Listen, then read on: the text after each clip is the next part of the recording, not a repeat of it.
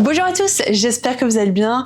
Alors aujourd'hui j'ai envie de faire une vidéo un petit peu différente, tout simplement parce que j'ai pas énormément de choses à vous dire sur les lectures terminées ou les lectures en cours.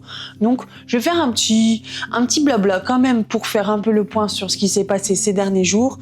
Et aussi pour vous montrer un petit peu ma bibliothèque, parce que c'est vrai que je l'ai pas encore fait jusqu'à présent. Je n'ai pas encore fait le montage de la construction de la bibliothèque et aussi le montage de comment je l'ai rempli. Et d'ailleurs, entre parenthèses, depuis le moment où je l'ai rempli et que j'ai filmé, il y a énormément de choses qui ont bougé et il y a encore beaucoup de choses qui vont évoluer et qui vont encore changer parce qu'en fait c'est pas rangé de manière vraiment à ce que je puisse m'y retrouver facilement. Donc du coup je vais quand même vous montrer, mais lorsque je ferai mes montages il y aura du changement entre ce qui a été filmé il y a quelques semaines déjà maintenant et ce qui est vraiment maintenant et ce qui va être fait dans les prochains jours.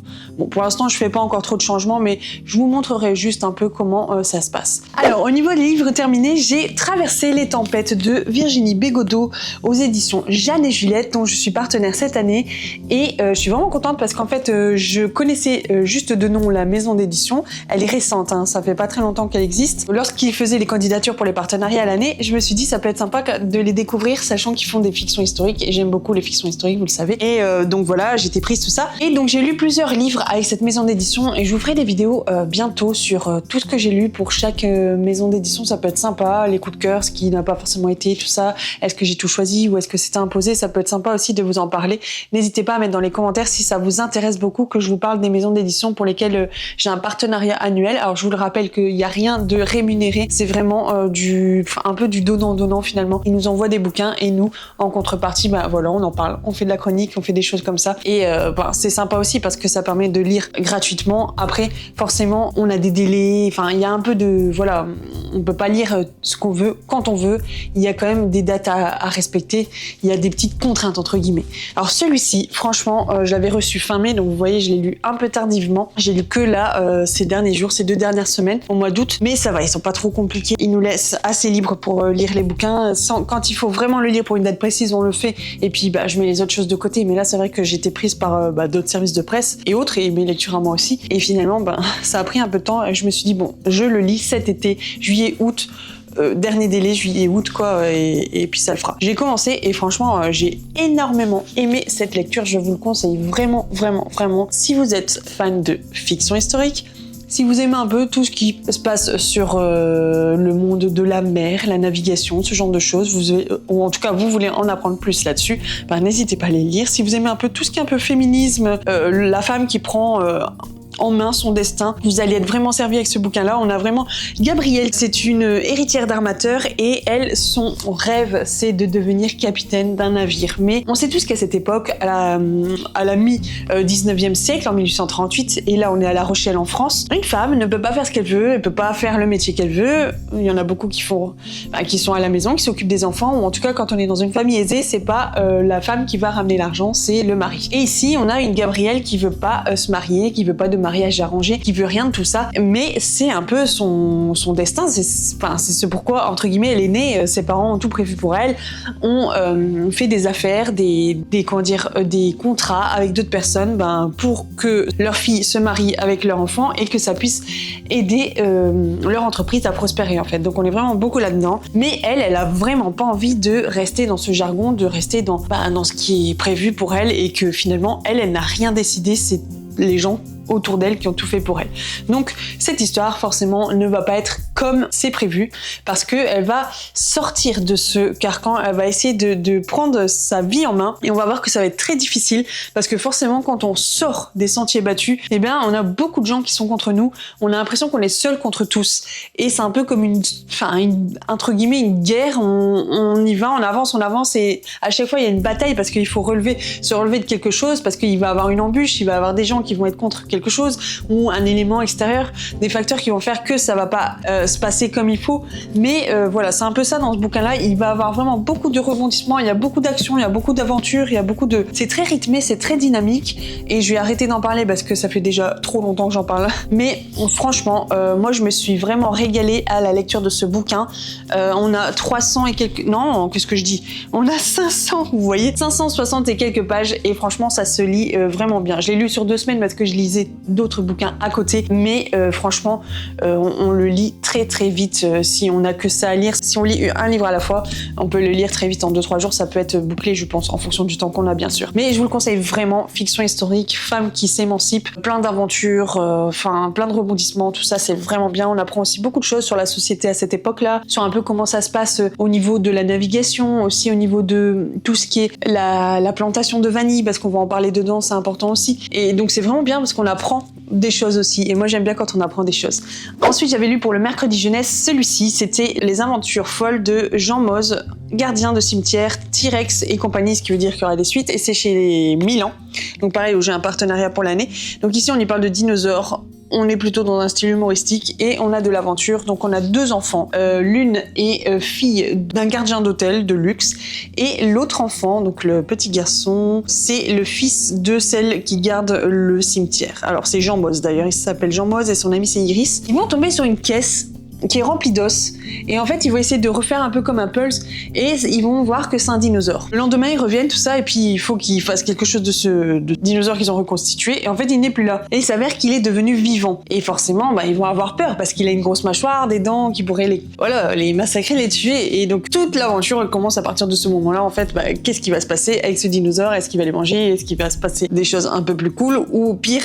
C'est ça l'histoire et franchement c'est sympa. Il y a quelques illustrations à l'intérieur, bon pas énormément parce que le but c'est de faire lire les enfants. C'est à partir de 7 ans et franchement pour un lecteur qui se débrouille déjà pas mal, c'est bien, c'est franchement, je pense qu'il peut s'amuser, il peut rigoler, c'est vraiment bien, je le recommande, c'est sympa comme histoire. Je sais pas dire quoi de plus, mais c'est très bien. Et puis je pense que les dinosaures, ça fait beaucoup parler, ça intéresse beaucoup les enfants de ces âges-là. Voilà, donc c'est les 2 livres que j'ai terminés. Ensuite, j'ai lu quand même quelques livres à côté, mais pas en entier. Par exemple, j'ai commencé la lecture commune de Les Orphelins de Philadelphie de Hélène Marie Wasman. Vous savez maintenant que c'est une de mes autrices préférées, en tout cas du moment, de ces temps-ci, parce que j'ai lu 2 bouquins de cette autrice et j'ai énormément aimé. Je vous le rappelle, c'était La vie qu'on m'a choisie et Là où sont tes racines. Donc là, j'ai commencé celui-ci, on m'en avait dit beaucoup de bien. J'ai commencé avec Mélanie l'a terminé très rapidement, elle l'a lu en 1 jour ou 2 et moi je faisais quelques pages par jour parce que je faisais aussi d'autres lectures à côté, mais aussi parce que j'ai énormément travaillé la semaine dernière et cette semaine je suis encore beaucoup prise aussi, donc j'ai pas énormément de temps à lui consacrer. Normalement je l'aurais déjà terminé, mais je n'en suis pas encore à la fin. Je suis à la page 289 sur 560. Je lisais aussi Traverser les tempêtes que je voulais terminer en même temps et donc forcément j'ai mis plus de temps sur Traverser les tempêtes que celui-ci, mais normalement je pense qu'il sera terminé à la fin de cette semaine. C'est une très belle histoire. Le premier chapitre m'a fait verser quelques larmes parce que forcément c'est une histoire qui est très dure, qui est très dramatique. C'est une fiction historique qui se passe lors de la Première Guerre mondiale. On est en automne, même juste après en fait, en automne, ouais c'est ça, 1918, et on a Pia Lange, une jeune immigrée allemande de 13 ans qui vit avec sa famille dans un quartier pauvre de Philadelphie. Et en fait, alors qu'ils vont fêter un peu la fin de la guerre, il y a la grippe espagnole, un virus qui est vraiment contagieux, qui va commencer à se répandre insidieusement partout, et elle va faire énormément de morts dans l'entourage de Pia. Forcément il va y avoir aussi des morts et ça va être très difficile, sa vie va complètement être bouleversée, changée, ça va être un truc de dingue et franchement c'est une lecture qui sert vraiment le cœur. J'ai aimé, j'ai pas fini le bouquin mais j'ai aimé les premières phrases. Je me suis dit voilà c'est bon, j'aime toujours autant cette écriture, bien sûr c'est traduit mais en tout cas la traduction est vraiment bien faite pour le coup. J'aime toujours cette plume, j'aime bien.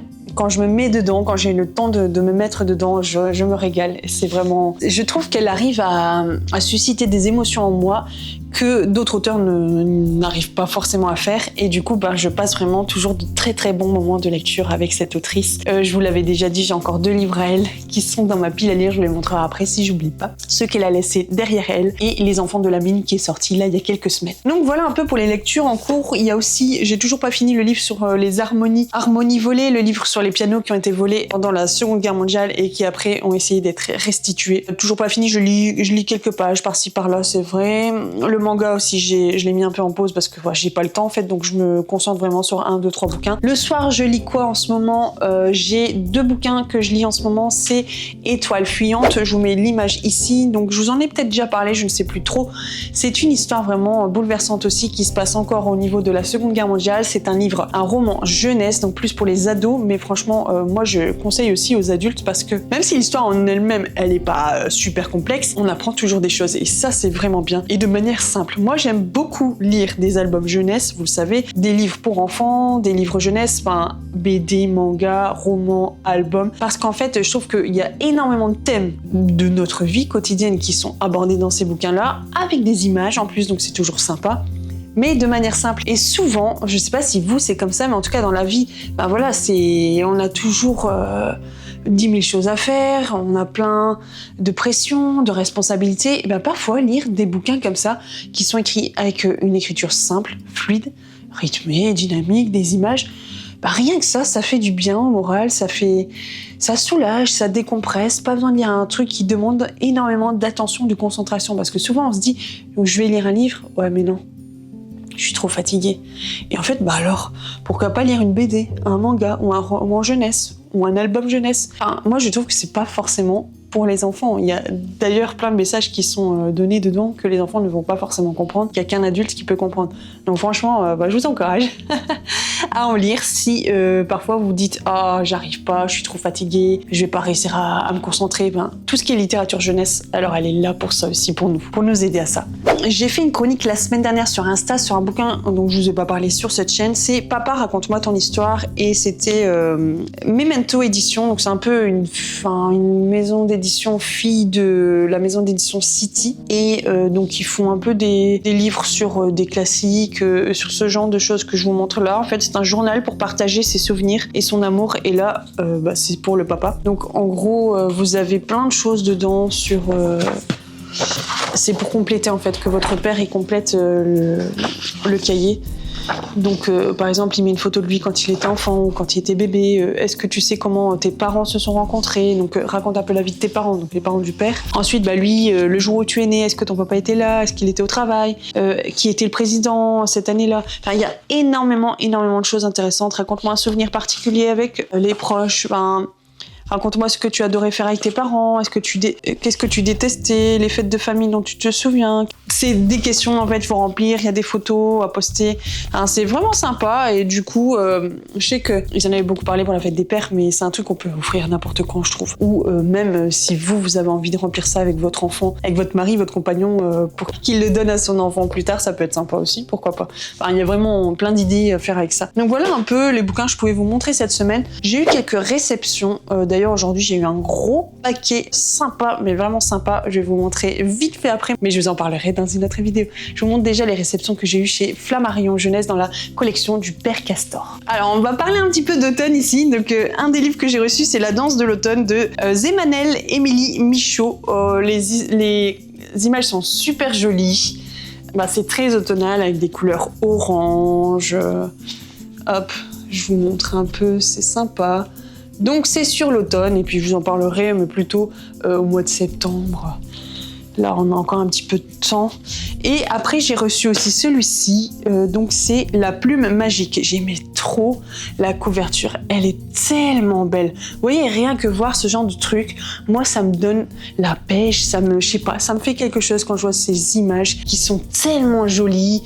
Et le fait de lire tout ça, écoutez, j'aime bien. Ça me fait du bien, ça me fait retourner un petit peu en enfance. Et puis souvent l'enfance c'était un peu une période où on était c'était plus simple pour nous, on se laissait bercer un peu par les parents, la famille, tout ça. Il y avait moins de complications, du coup ça réveille des choses en moi, j'aime bien. Ça c'était il y a quelques jours je pense. Ensuite j'ai reçu aussi, on est mardi, peut-être samedi ou hier, je ne sais plus, j'arrive pas à vous le dire. Donc j'ai reçu un livre pour les bébés, un ballon de croquis. Et c'est aux éditions Sarbacane.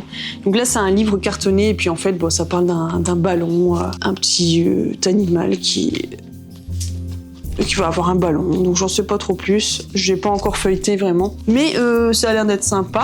Ensuite, j'ai reçu Le baiser du soir. Donc ça, c'est une histoire qui pourrait plaire vraiment à beaucoup d'enfants qui aiment bien passer du temps avec leurs parents quand ils sont au lit et qu'ils doivent s'endormir. Peut-être que pour certains, c'est un peu difficile de s'endormir. Bah, ce livre-là, il pourrait être vraiment sympa. Bientôt, maman sera là. C'est ce que j'ai lu sur la 4e de couverture. Donc Le baiser du soir, on y parle de Clémentine Beauvais et Camille Romanetto.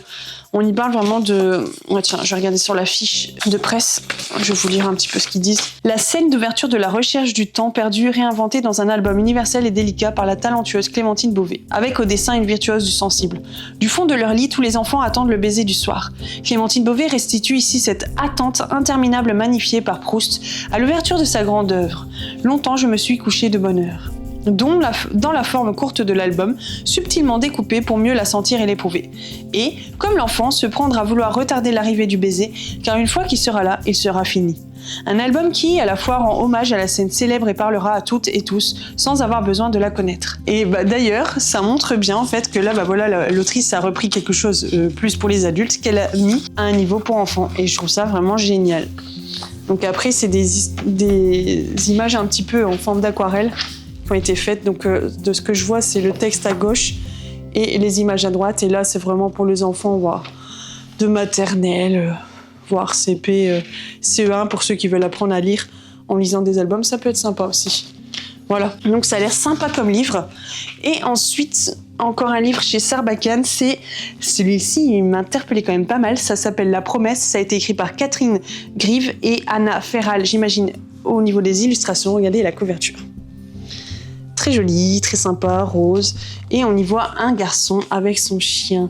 Et en fait, c'est une histoire qui parle justement d'amitié, je pense, entre le petit garçon et son chien. Je vais vous lire aussi la fiche de presse. Un jeune garçon n'ose pas rappeler à ses parents leur promesse de lui offrir un chien. Un livre tendre et joyeux sur l'accomplissement des vœux les plus chers. Que deviennent toutes les promesses faites par les adultes? Sont-elles vraiment toutes tenues? Catherine Grive imagine l'histoire d'un jeune garçon et du chien promis par ses parents. Elle restitue finement les espoirs et les doutes de l'enfant, toutes les émotions qu'il traverse avant que son souhait ne se réalise. Chacun pourra se reconnaître dans l'expérience universelle de l'attente et des grandes rencontres amicales qui marquent une vie.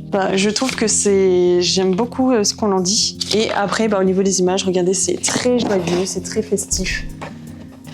Ça a l'air vraiment d'être une jolie histoire. Regardez-moi ça comme c'est beau. Donc ça, c'est chez les éditions Sarbacane. Et ce matin, j'ai la factrice qui m'a interpellée parce qu'il y avait un colis qui n'allait pas rentrer dans ma boîte aux lettres. Et je vous montre juste les bouquins, mais je ne vous en parle pas aujourd'hui. Dans les livres que je viens de vous montrer, il y en a qui sortent demain. Et c'est un peu comme la rentrée littéraire, puisque ça commence plutôt à cette date-là aussi. Tadam! Et là, c'est tout ce que j'ai reçu ce matin par la factrice. Donc c'est 7 bandes dessinées, des éditions, j'en ai plusieurs là. C'est de Grand Angle Éditions, les éditions Bambou et aussi les éditions Aventurier d'ailleurs. Il y en a 2 qui sont déjà sortis il y a quelques semaines et les 5 autres, 1, 2, 3, 4, 5 sortent demain et la semaine prochaine. Donc je vous en parlerai dans une vidéo spécifique. Je pense que je vous montrerai un peu tous les livres que j'ai et qui sortent là en ce moment. Ça peut être sympa, c'est un peu... on parle vraiment de rentrée littéraire là en ce moment et on y est carrément. Donc je me dis, ça peut être sympa de vous montrer tout ce que j'ai qui sort maintenant pour la rentrée littéraire. Voilà. Et d'ailleurs, aujourd'hui, mais quand vous allez voir la vidéo, oui, ce sera ce jour-là. Aujourd'hui, il y a le livre dont je vous avais parlé il y a pas très longtemps, c'est Le Garçon venu de la mer des éditions Gallmeister qui sort aujourd'hui, donc le 20 août, oui, c'est ça, qui sort en librairie aujourd'hui. Donc si vous voulez vous le procurer, n'hésitez pas. Je vous rappelle que c'est un peu un livre d'ambiance où il n'y a pas forcément beaucoup d'action, c'est assez lent dans l'écriture, dans la manière dont tout se passe, un peu un roman d'atmosphère, comme je disais. Moi, je disais un peu comme nature writing, là on est plutôt dans un contexte où on est plus vers la mer, il y a les bateaux, tout ça, la pêche, mais aussi le reste autour et le récit d'une vie de famille d'un garçon qui a été adopté. On ne sait pas d'où il vient, il a été trouvé par un homme sur la plage et donc il a été adopté par une famille et on y voit un peu l'évolution de cette famille et de ce garçon. Mais c'est vrai que si vous voulez quelque chose qui bouge, qui est très dynamique, très rythmé, c'est pas là qu'il faut aller pour vous plaire dans votre lecture, quoi. Je pense que j'ai dit à peu près tout ce que je voulais. Cette semaine, je suis en train de lire quelques bouquins dont je vous parle pas. Dans cette vidéo, c'est fait exprès parce que je vous ferai une vidéo spécifique pour ces bouquins-là. En tout cas, ce que j'ai prévu, c'est de terminer Les Orphelins de Philadelphie, c'est sûr. Et puis, dans les livres numériques, à part Étoile fuyante que j'aimerais terminer aussi. Avant de passer à la bibliothèque, j'ai envie de vous montrer quelque chose que j'ai acheté il y a pas très longtemps. temps. Je ne sais pas quand je le ferai, mais en tout cas là j'ai pas le temps, donc je ne peux pas. Mais vous allez voir, c'est un nouveau Pulse. Alors c'est rigolo parce que j'avais fait une story sur Instagram où j'avais montré plusieurs Pulse que j'avais envie de me procurer et je leur avais dit lequel vous préférez. Donc les gens ont voté et en fait les Pulse que j'avais mis sur ma story n'étaient plus disponibles, ils avaient tous été vendus, donc j'étais dégoûtée et j'ai dû trouver autre chose. En fait je me suis rendu compte que donc j'ai acheté sur Vinted. Sur Vinted les Pulse ça part aussi vite que les bouquins aussi. Je pensais pas que ça partait aussi vite. Bon. Voilà, donc je sais pour la prochaine fois que faut pas que je tarde trop si je vais acheter un Pulse parce que ça part vite. Celui que j'ai acheté aujourd'hui, je l'ai fait exprès de le prendre en pas trop grand au niveau du nombre de pièces parce que comme ça me permet de pas passer des heures et des heures dessus, mais quand même de pouvoir en faire un. Donc voilà, j'avais envie de prendre quelque chose sur la nature, les plantations, les fleurs, ce genre de choses. Et voici celui que j'ai trouvé et qui me plaît vraiment beaucoup. En tout cas, l'image, elle est déjà vraiment super jolie. Donc on est un peu dans une sorte de comment on peut dire ça, une sorte de serre, hein, je sais pas comment, il n'y a pas de titre, non. Une grande serre avec plein de plantations dedans et puis une table, des gens qui y vivent un petit peu quand même. Donc je trouve ça sympa parce que ça me fait penser un peu à mon jardin, l'été, on y fait quand même pas mal de choses. Là, bientôt, dès que je pourrai, j'essaierai de planter d'autres choses, de nouvelles semences et de nouveaux arbres, arbustes, parce que c'est un terrain qui était vraiment... C'était une prairie avant qu'on l'achète, donc forcément, on a tout à faire. Et en ce moment, je travaille énormément encore au gîte, où je suis vraiment dans le jardin, où je suis en train de tout désherber, débroussailler. C'est un travail titanesque, enlever tous les orties, toutes les choses qui sont pas... tout ce qui n'est pas bien et qu'il faut pas que ça reste là, sinon ça va devenir vraiment la jungle. Et déjà le gazon, on peut plus trop dire que c'est un gazon, donc on va faire ce qu'on peut pour que ça devienne assez bien et propre parce qu'on veut faire quelque chose de bien. Et là, j'y passe des heures et des heures. J'ai mon nez qui est un peu embêté parce que j'ai du mal en fait avec l'odeur des orties. Je sais pas si vous c'est ça aussi. Et quand j'ai des racines, tout ça, c'est vrai que je mets pas de masque parce qu'il fait chaud. Mais l'année dernière, j'avais fait ça. On a une autre maison qu'on loue. Et en fait, les gens n'ont pas vraiment pris soin du jardin. Et du coup, en fait, les orties ont repoussé, mais c'était vraiment à 1 mètre. Et du coup, j'étais allée désherber. Et pareil, j'avais pas mis de masque, tout ça. Mais j'avais travaillé quand même longtemps. Jusqu'à ce que j'arrête à un moment donné. Et en fait, j'avais mes yeux qui pleuraient, j'avais mon nez qui coulait. Et ma respiration qui était un peu... qui était pas très bonne, quoi. Je toussais, j'étais vraiment pas très bien. Et j'ai bu beaucoup d'eau, tout ça, je me suis lavée, bref, pour que peut-être l'odeur aussi s'en aille. Et après, c'est bon, ça a été. Mais mon nez, ça a été vraiment très compliqué. J'ai l'impression que je suis un petit peu peut-être allergique, en fait, aux orties, à l'odeur, je sais pas. Les manipuler, ça va, mais c'est vraiment quand je le sens, après, ça travaille beaucoup mon nez. Je sais pas si vous avez ça aussi avec les orties, ou c'est que moi. Mais bon, donc je dois faire un peu attention et pas être trop dessus pendant un trop long temps. Donc là, ce matin, ça a été, mais mon nez un petit peu... Il me gratte un petit peu, quoi. Allez, je vous montre ma bibliothèque, vraiment en sorte de panorama. Voilà, vous pouvez me dire ce que vous voulez dans les commentaires, si vous aimez bien, si vous avez des idées de rangement. Là, franchement, j'ai rangé un peu de manière... Il n'y a pas vraiment de sens. Je vais vous montrer et puis je vous parle derrière la caméra, ce sera plus simple. Donc là, vous voyez un peu toute la bibliothèque. Je vous montre... Je peux pas la montrer en une seule fois parce que c'est grand. Voilà. Donc, si je me rapproche, je vous montre un peu ce qu'il y a en bas. Bon, j'ai pas encore fait mon aspiration, donc il y a quelques poils de ma chienne, comme elle est en train de muer. En bas, donc là, je vous montre, en fait, ici, tout ce qui est ici, c'est les albums jeunesse. Sauf la dernière, là, j'ai mis autre chose, c'est un peu des romans, c'est un petit peu mélangé. Mais voilà. Après, ici, dans l'angle, là, on doit faire encore un petit caisson pour cacher tous les câbles de lumière, les LED. Et les livres que j'ai mis là... Ici, que vous voyez, c'est des livres, en fait, que j'ai fini, oui, c'est ça, qui sont arrangés. Là, ici, donc dans ce coin-là, c'est 2 étagères.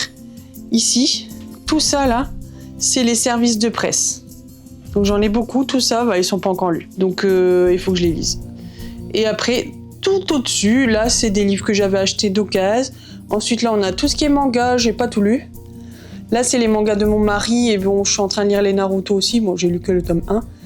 Ensuite, là, c'est tout ce qui est à mon mari, donc les Marvel, les Star Wars, voilà. Et puis là-haut, c'est un peu des livres à moi, des brochets que j'ai lus à gauche, j'ai pas lu à droite. mais ils sont pas vraiment rangés.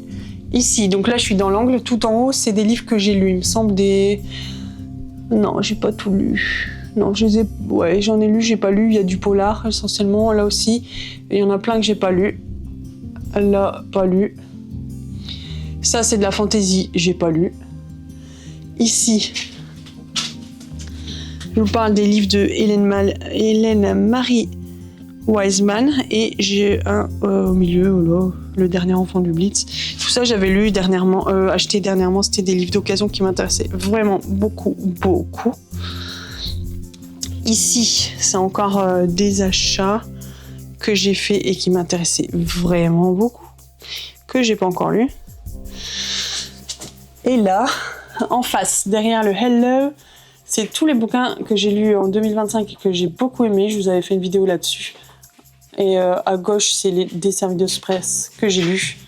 Et à droite, c'est ma pile de livres du mois d'août que j'ai lus. Voilà, je repasse sur la bibliothèque de droite. Ici, on a un peu tout ce qui est fantasy. Il y en a que j'ai lu, il y en a que j'ai pas lu dedans. Après, ici, je passe, il y a des BD. Il y en a que j'ai lu, il y en a que j'ai pas lu. De tout, vous voyez, c'est pas rangé. Ici, c'est tout ce qui est plantation, jardinage. Ici, c'est cuisine. Ensuite, si je remonte, j'ai la chronique des Bridgerton que j'ai pas encore lu. J'avais acheté un livre à la fois il y a 1 an ou 2. Et je m'étais dit, je lis rien avant d'avoir tout acheté. J'ai tout acheté, mais j'ai pas encore commencé. Là, c'est des fictions historiques en général. J'ai pas lu encore. D'occasion, j'ai acheté. Ici, j'ai commencé La Villa aux Étoffes, mais j'ai lu que les 2 premiers tomes. Après, c'est d'autres livres fiction historique à côté.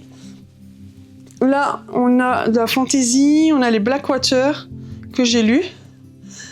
Ici, ceux de gauche, je les ai lus, c'est des romans jeunesse. Ceux de droite, j'ai pas encore lu. Tout ça, c'est des services de presse de l'année dernière que j'ai toujours pas lus. Ça, c'est un peu de tout, c'est de la fiction contemporaine, je pense. Et puis des livres que je suis en train de lire. Ceux-là, je vous en ai déjà parlé ici, les 2 là. Là, c'était les livres que je vous avais montrés dans la vidéo des livres à lire pour l'été. Je les ai pas forcément lus. Ensuite, ici, on a un peu de tout. Là, c'est des livres sur la musique. Là, c'était des Joël Dicker, parce que j'en avais tellement entendu de bien que je voulais en acheter. J'avais acheté 2 cases, j'ai pas encore lu. Ceux-là, je les ai lus, il y en a certains, je vous en ai déjà parlé. Récemment, en plus. Ici, on a les Michel Bussy, on a d'autres livres, essentiellement des polars, tout ça. Au-dessus, on a du contemporain et du classique, des Jane Austen. Ici, qu'est-ce qu'on a? Un peu tout, du contemporain, je pense essentiellement. Là, pareil, il y en a qui sont lus, il y en a qui sont pas lus. Aurélie Valogne, Virginie Grimaldi, Delphine Giraud. Ici, je n'ai pas lu la plupart, sauf la Fabrique du Malheur, je vous en avais déjà parlé. Ceux-là, je les ai achetés il y a quelques semaines chez Noz, pour vraiment rien. Bon, ils sont à l'envers, dommage. Il y a du Jenny Colgan, il y a 2 Charleston. Ici, hop, au-dessus, il y a en anglais, en français, un peu de la romance, tout ça. Là, c'est ma collection de Helen Grace, Amstramgram. Là, je voulais essayer un livre de la maison d'édition Hurlevent. Je l'ai toujours pas lu, mais je sais qu'on en a dit beaucoup de bien. Le cœur singulier de Millie Davis. Ensuite, voilà, des Lucinda Riley, les 7 sœurs, j'ai tout lu. Ça, c'est des BD que mon mari a acheté. Voilà.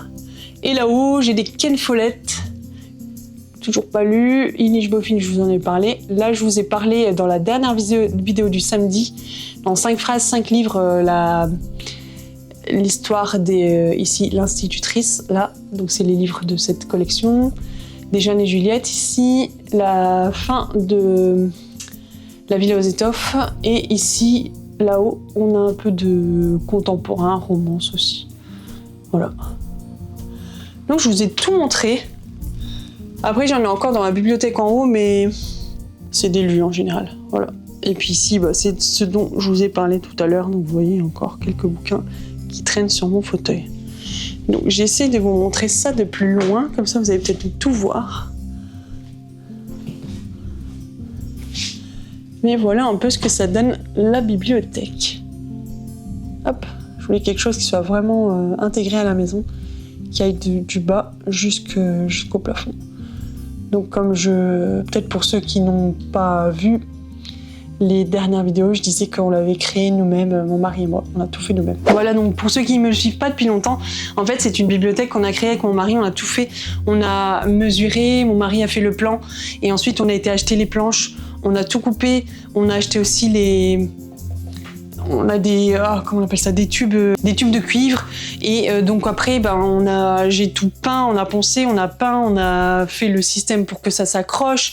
Alors vous verrez dans la vidéo que je vous ferai je pense que ce sera au mois de septembre, et ça sera sympa. Ensuite j'ai peint et on a mis dans la même couleur que ma cuisine en fait. La cuisine pareil, c'est nous qui avons fait les façades de tous les meubles.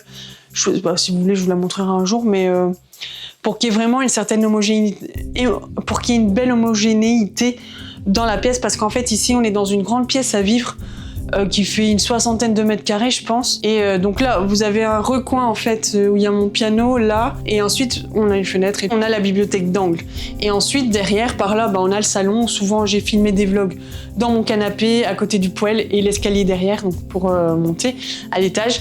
Et en fait donc ici, donc c'est le renfoncement, là on a le salon, et en fait derrière le salon c'est la cuisine. Donc tout est ouvert en fait, c'est une pièce ouverte. Donc en gros, c'est une seule pièce mais avec plusieurs fonctions. C'est un peu les maisons un peu actuelles où ce sont des pièces ouvertes, c'est plus des petites pièces fermées avec des portes et tout, mais nous on a vraiment eu envie de faire une maison ouverte pour en fait être ensemble le plus souvent possible. Et surtout moi par exemple, si on accueille des gens, on fait à manger, on fait un repas ou autre, je peux être avec les gens même si je suis en train de faire des choses dans ma cuisine. Donc après je vais pas forcément faire des trucs qui font énormément de bruit ou autre pendant que les gens sont là. Toute la préparation, la grosse préparation, elle se fait avant, mais moi ça me permet vraiment de pouvoir passer aussi du temps avec les invités, parce que souvent on remarque que on est beaucoup en cuisine. Et on va, on vient, on donne, on prend. Et en fait, on n'a pas vraiment le temps de discuter et c'est fatigant. Donc du coup, là, ma cuisine est juste à côté de la table où on mange, et les gens, ils prennent l'apéro dans le salon. Je suis juste devant eux et c'est vraiment cool. Souvent, ils viennent à l'îlot. On a fait un petit îlot central. On a deux tabourets. Souvent, les gens, en fait, on se regroupe dans la cuisine alors que c'est pas forcément ce qui était prévu, mais comme ça, on est tous ensemble et je trouve ça plus chaleureux, plus cool. Voilà, bon. Je suis pas là pour parler de ma maison et vous expliquer un peu comment on fonctionne. Mais voilà, je voulais vraiment que ma bibliothèque, elle soit en harmonie avec le reste de la maison. On essaie de faire en sorte que tout se suive, forcément, puisque c'est la même pièce. Voilà, n'hésitez pas à me dire dans les commentaires ce que vous pensez de ma bibliothèque. Vous avez vu que j'ai allumé les LED, hein? Donc on peut changer les couleurs, on peut mettre plusieurs couleurs. Bon, ça c'était un truc en plus, c'était pas grave si j'avais qu'une seule couleur. Je trouve que c'est sympa le soir quand il fait noir. Ça fait quelque chose ça fait une belle ambiance, quoi. C'est sympa, c'est beau. N'hésitez pas donc à me dire dans les commentaires s'il y a un des livres dont je vous ai parlé qui vous intéresse, que vous avez peut-être déjà lu, que vous voulez lire. Et puis n'hésitez pas à me dire aussi ce que vous êtes en train de lire en ce moment. Est-ce que vous avez fait de bonnes lectures, ou peut-être que vous avez eu des déceptions, ça peut arriver aussi. N'hésitez pas à vous abonner, à partager, à commenter, à mettre un like, à mettre un smiley ou un emoji si jamais vous ne parlez pas. Ça me fait toujours plaisir. Ça me permet de voir aussi que vous êtes présent, que vous suivez un peu les vidéos. Mettez l'emoji que vous voulez. Moi, ça me permet aussi de savoir que vous suivez la vidéo jusqu'au bout. Ça peut être bien aussi. Je vous souhaite vraiment de passer une très bonne semaine. Je vous retrouve samedi pour une vidéo plus thématique et on se retrouve la semaine prochaine encore pour un nouveau vlog. À très bientôt. C'était les mots d'or.